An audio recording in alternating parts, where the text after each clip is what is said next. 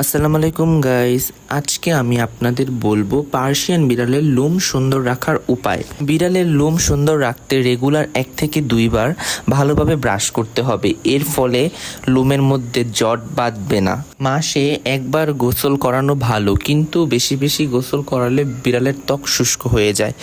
আর গোসলের সময় অবশ্যই ক্যাট শ্যাম্পু ব্যবহার করতে হবে। বিড়ালকে পর্যাপ্ত পরিমাণ পানি খাওয়াতে হবে এবং প্রোটিন সমৃদ্ধ খাবার খাওয়াতে হবে। এর ফলে বিড়ালের লোম পড়া কমে যাবে।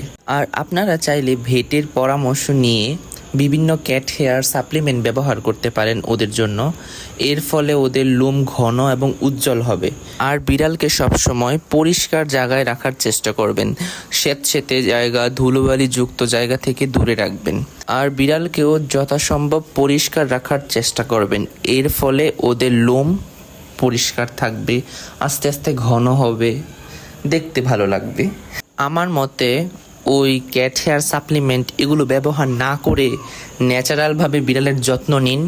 ভালোভাবে যত্ন নিলে বিড়ালের লোম এমনিতেই ভালো থাকবে, ঘন হবে।